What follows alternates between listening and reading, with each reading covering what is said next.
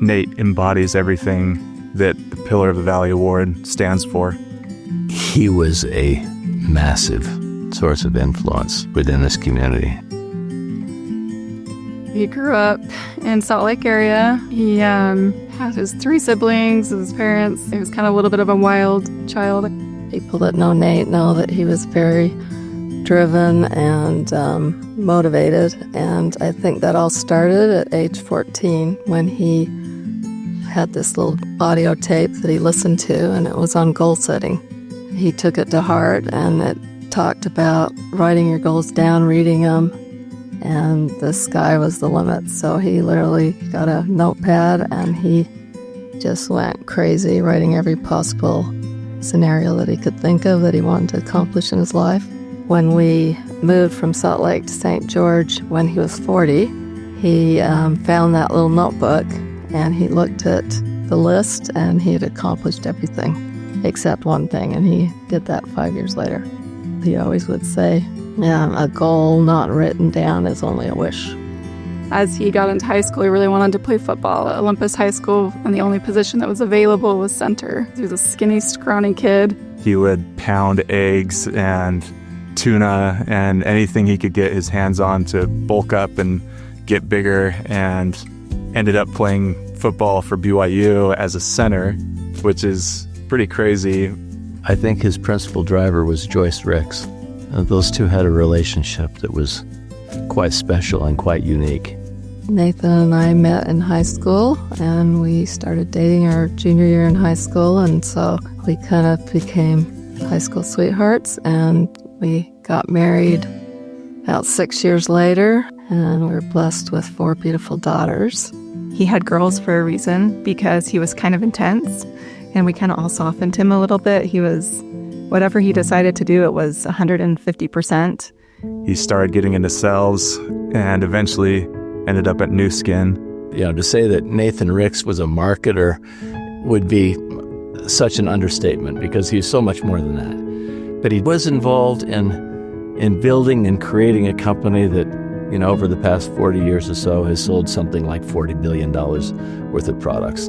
And ended up building an incredible team all over the world and started One Team Global. That was a nonprofit group where they developed these incredible leaders that taught them how to grow their business. He had a funny thing he would say, that training doesn't work, work trains. He probably worked his way into everything all of the skills that he had.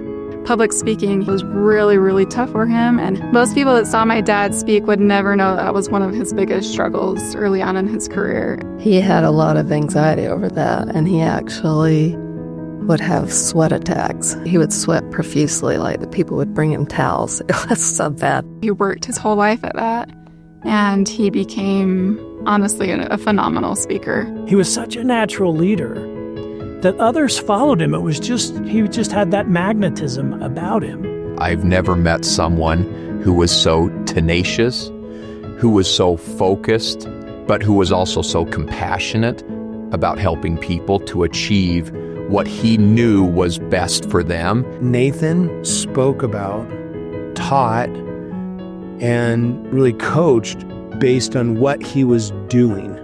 He preached what he practiced. So he was never afraid to share his beliefs. One of his most powerful speeches was he talked about being a finisher in the business world, right? Like making sure you're a finisher. And then he would tie it back to Jesus Christ being the ultimate finisher. People always respected him because he was not afraid to share what he believed. My first time in his private plane, I was blown away. He was telling me about the plane, showing me all the buttons and the technology, and I could tell he was just obsessed about it, like a very big passion of his. And he turns to me and he says, "Isn't this amazing that we get to do this? We are so blessed." And that was a really impactful moment for me, because here's this guy who, by the world's standards, had everything you could ask for. And he still knew the source from which all of his blessings came from. One of his goals at 14 was to have a family ranch. So my parents purchased a ranch when I was 9 years old. It was kind of a little bit of a rundown old sheep farm. And over the course of 25 years, they improved it, worked it.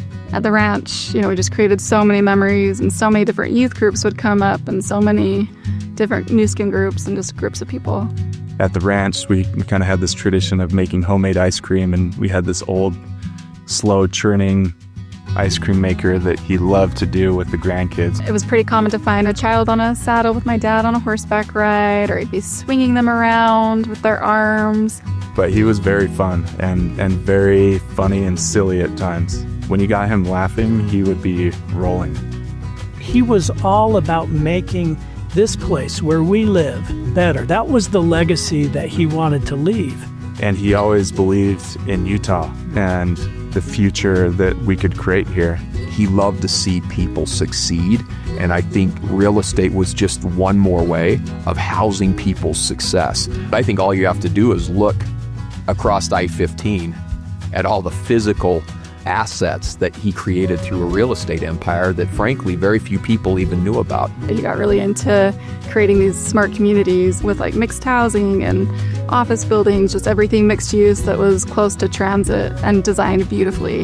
And much of the development in Utah County that he was involved with came from his vision of what should happen. And then at the end, one of the last things he did was the Tree of Life at the Ashton Gardens. If you travel to Ashton Gardens, you'll see the Tree of Life exhibit. That would not exist without Nathan Ricks. He had this magic for just getting things done.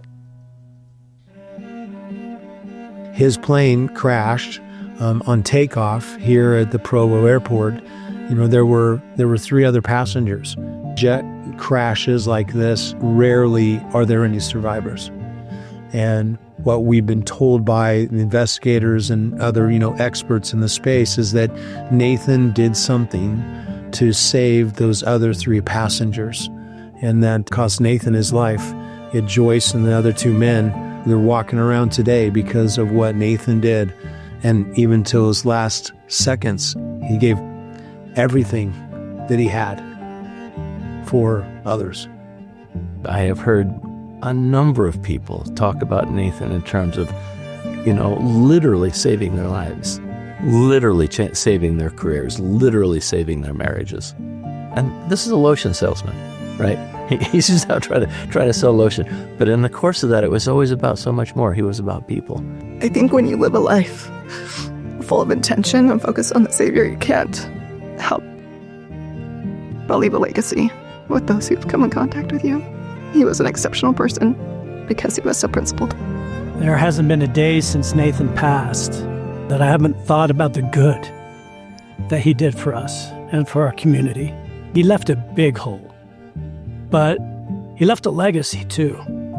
He is a pillar of the valley.